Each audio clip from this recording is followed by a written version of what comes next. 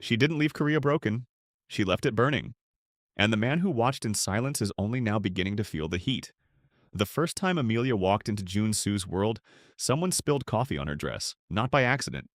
She was the only black woman in a room full of Seoul's most dangerous money, invited as a junior interpreter for a trade negotiation that nobody expected to matter. She had studied Korean for 6 years. She had practiced the dialect of this exact province. She had pressed her dress the night before with the focused care of someone who understood that in rooms like this, everything was a signal. The coffee was hot. It hit her left shoulder and ran down to her waist. The woman who did it, Junsu's personal assistant, Yuna, smiled the way people smile when they know nothing will happen to them. "So sorry," Yuna said in English. Deliberate, reducing her. "I didn't see you standing there." The room laughed. Not all of it, but enough. Amelia did not cry. She set down her folder, excused herself, cleaned up in a bathroom that smelled like expensive perfume, and returned in 4 minutes with her notes reorganized and her face completely composed. She delivered a flawless interpretation that saved the negotiation. Nobody acknowledged it. Junsu sat at the head of the table throughout. He had seen everything, the coffee, the smile, the laughter. Amelia's quiet, devastating competence afterward. He said nothing. Not because he didn't notice, but because in his world, silence was authority. And he had never once questioned the cost of that silence to someone else. That was his flaw, the one that would one day bring him to his knees. Have you ever stayed silent when someone needed you to speak? Drop your answer in the comments below. 3 months later, Amelia wasn't just an interpreter anymore. She was Jun Su's. Not publicly, never publicly. But in the private hours, the late-night drives through Seoul, the quiet restaurant in Mapo where he always ordered for her without asking because he already knew, the way his hand found hers under conference tables like muscle memory, she was his and he was hers. She believed it completely. That was her flaw. The night everything collapsed started with a dinner. Junsu's mother had flown in from Busan. Old money, old rules, old hatred dressed in silk. Amelia arrived in a deep burgundy dress, her locks pinned elegantly. She had rehearsed her Korean greetings. She had brought a gift, a handcrafted fan from a market Junsu once pointed to from a car window. "My mother would love something like that," he'd said. She had remembered. His mother looked at the fan, then at Amelia, then at her son. "You brought a guest," she said flatly, in Korean, pretending Amelia couldn't understand. "She is not a guest," Junsu said. A pause. Everyone at the table held their breath. "Then what is she?" his mother asked. "Because she is certainly not one of us." The table went still. Amelia looked at Junsu. He looked at his mother. And then he looked down at his glass. That was all. No words, no defense, no hand reaching under the table, just silence. The same silence from the coffee incident. The same silence that had a pattern now, a shape, a name. Amelia picked up her purse quietly. She stood. "Thank you for dinner," she said in perfect Korean directly to his mother. And she walked out. He texted her at midnight. "I'm sorry, it wasn't the right moment." Amelia read it. She put her phone face down on the hotel pillow and stared at the ceiling. Outside Seoul hummed and glittered like nothing had happened. She had heard that sentence before. Different words, same meaning, not the right moment. 3 weeks earlier, his lieutenant Daihan had cornered her in the parking garage. He smelled like cigarettes and entitlement. "You know this ends badly for you, right?" he'd said. "Women like you don't last in his world. You're entertainment, nothing more." She had told Junsu, "Daehan is loyal. He doesn't mean it like that. I'll talk to him." He never talked to him. 2 weeks before that, Yuna had forwarded a group chat to Amelia's work email. By accident, supposedly. It was filled with photos of her, edited ones, cruel captions, his entire inner circle laughing. She had shown Junsu, "I'll handle it." He handled nothing. Now she lay in a hotel room because she couldn't go back to the apartment they quietly shared, the one nobody was supposed to know about, because going back meant accepting that she was exactly what Daehan said. Entertainment. She didn't cry. Not yet. She opened her laptop and searched for flights. Not because she was dramatic, Not because she was impulsive, but because a woman can only count the silences for so long before she understands they are not accidents. They are answers. Seoul had given her its answer. She booked a one-way flight to Lagos with a connection through London. She closed the laptop. Then she cried, just once. The deep, private kind that nobody ever gets to witness. Then she stopped. When someone repeatedly chooses silence over you, what does that tell you? Tell us in the comments. He went to the apartment at 7 a.m. Her key was on the kitchen counter. No note, no dramatic arrangement. Just the key, placed neatly beside the plant she had bought for the windowsill, because she said the apartment had no life in it. The plant was still there. She wasn't. Junsu stood in the kitchen for a long time. He opened the fridge. She had left it organized, labeled containers. His lunches for 3 days, portioned and dated, because even leaving she had thought of him. That detail destroyed him more than anything else could have. He called her, voicemail. He called again, voicemail. He sent a car to the hotel. She had checked out at 5 a.m. He called Director Wu, his most trusted man, and told him to find her. Quietly, carefully. Director Wu called back in 2 hours. She's gone, boss. International departure. 6:45 this morning. Junsu sat down on the kitchen floor. Not dramatically, but the way a man sits when his legs simply stop cooperating. He picked up the small ceramic pot she had brought home one Saturday from Insadong Market. It's just a little thing, she had said, laughing. But every home needs something that was chosen with love. He had teased her about it, called it unnecessary.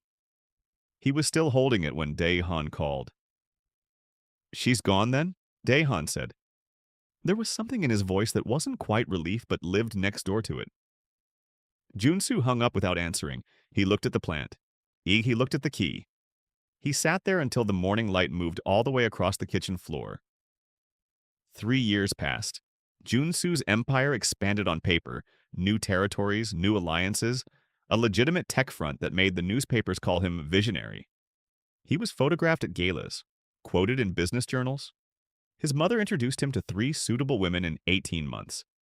He smiled through all of it. He slept badly, had for 3 years. He told himself it was the business.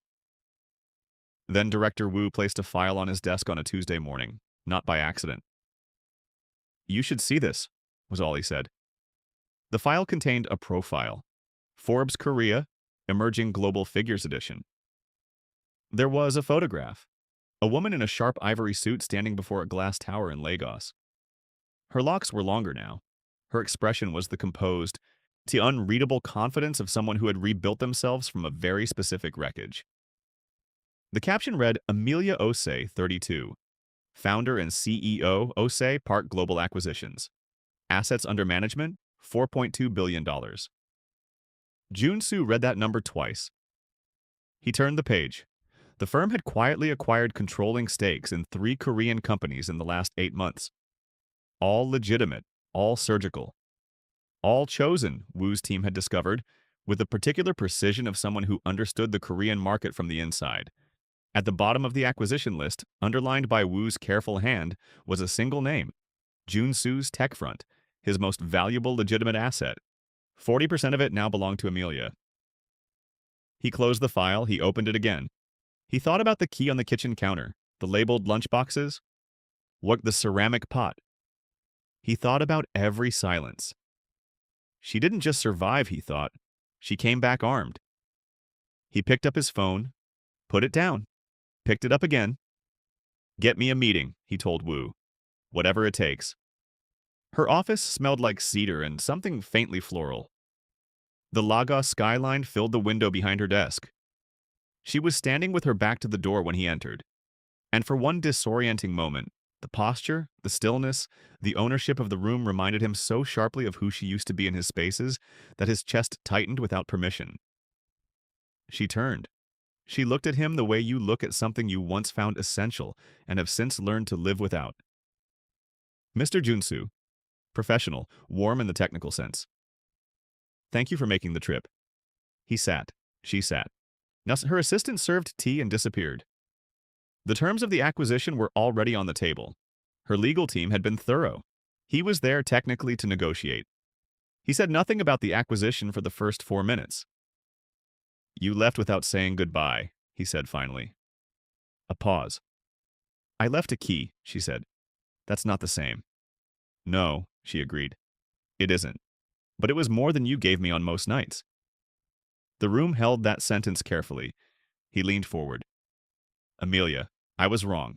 Every single time I was wrong. I knew it when it was happening, and I chose the easier thing, and I have not had one full night of sleep in 3 years because of it. She looked at him for a long moment. I know, she said simply. Then, knowing doesn't reopen a door, Junsu. She slid the acquisition documents toward him. Yeah, sign or don't sign. But I didn't build all of this to be somebody's private apology.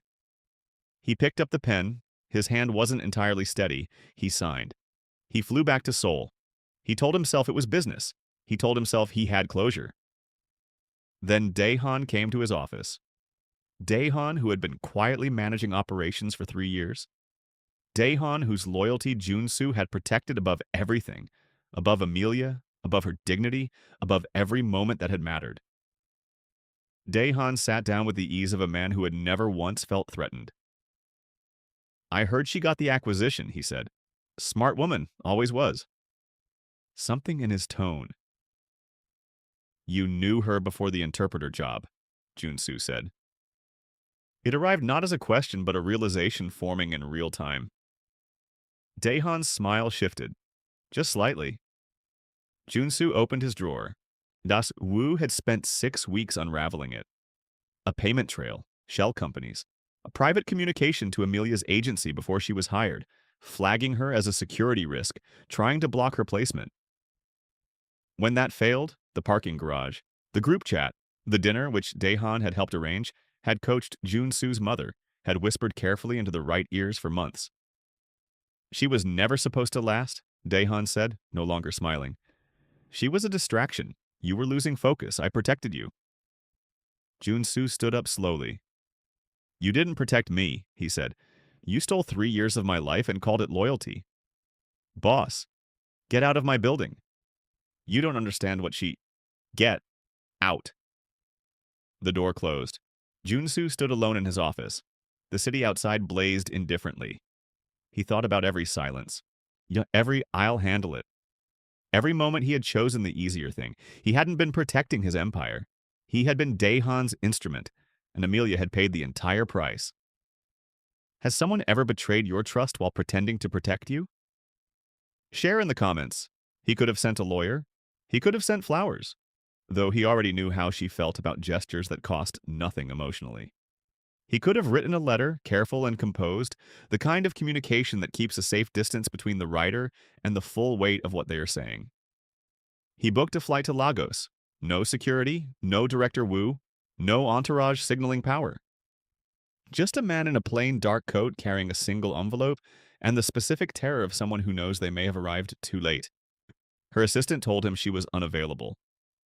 He waited in the lobby for 4 hours. He did not pace. He did not make calls.